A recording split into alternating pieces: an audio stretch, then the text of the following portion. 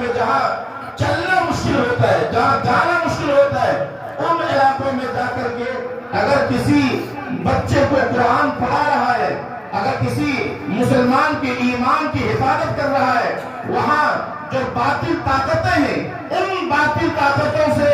اور باطل ادیان سے اگر حفاظت میں لگے ہوئے ہیں تو ان تمام لوگوں کا تعلق انہی بوریا سے ہے، اسی بوریا سے ہے اور انہی مدارس سے ہے۔ گویا آپ اس کو 3 لفظوں میں آپ یہ کہہ سکتے ہیں کہ مدارس عربیہ کے 3 اہم کام ہیں۔ پہلا کام تو یہ ہے کہ ان مدارس کے ذریعے سے گویا مسلمانوں کے دین و ایمان اور عقائد کی حفاظت ہوتی ہے، دین و ایمان اور عقائد کی حفاظت ہوتی ہے۔ آج کتنے فتنے ہیں، فتنے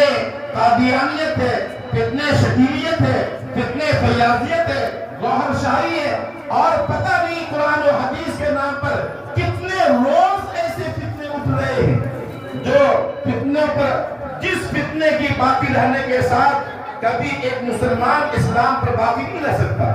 تو پہلا کام تو یہ ہے کہ مسلمانوں کے ایمان کی حفاظت، مسلمانوں کے عقائد کی حفاظت اگر مربوط ہے تو ان مدارس سے مربوط ہے۔ دوسرا، تمام مسلمانوں کی اسلامی ضروریات کی تکمیل ان مدرسوں سے ہوتی ہے۔ تمام اسلامی ضروریات کی تکمیل، چاہے وہ مؤذنی کا مسئلہ ہے، چاہے امامت کا مسئلہ ہے، چاہے مسلمانوں کی رہنمائی کا مسئلہ ہے، تراویح میں کسی حافظ قرآن کی ضرورت پڑتی ہے، وہ کہاں سے مہیا ہوتا ہے؟ آپ کو کسی مسئلے کی ضرورت پڑتی ہے، مسئلہ بتانے والا کہاں سے پیدا ہوتا ہے؟ مسئلہ بتانے والا اور آپ کی ایمان کی حفاظت کرنے والا،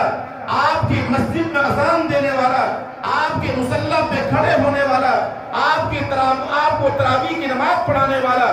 اور اس طرح جتنی ضروریات ہیں۔ آج کوئی کمپنی اگر بنتی ہے اور آپ چاہتے ہیں کہ ہم اسلامی شناخت کے ساتھ اور اسلامی ماحول میں رہ کر کے ہم کوئی کاروبار کریں اور کمپنی سے لگیں، تو آپ سب سے پہلے ذہن میں یہ سوال پیدا ہوتا ہے کہ اس کمپنی میں لگنا، یہ کاروبار کرنا، یہ کیسا ہے اسلامی نقطہ نظر سے؟ یہ آپ کو کون بتائے گا؟ آج روز اور صبح اور شام جو یہ کاروبار کی مختلف شکلیں جو بن رہی ہیں اور کاروبار کی بدلتی ہوئی صورتیں، آج مختلف انداز میں مسائل جو پیدا ہو رہے ہیں، ان مسائل میں، جدید مسائل میں رہنمائی کے لیے یہی تو علماء ہیں جو صبح اور شام وہ ایک کر کے قرآن و حدیث سے مسائل مستنبط کر کے ملت اسلامیہ کی رہنمائی میں جڑے ہوئے۔ تو گویا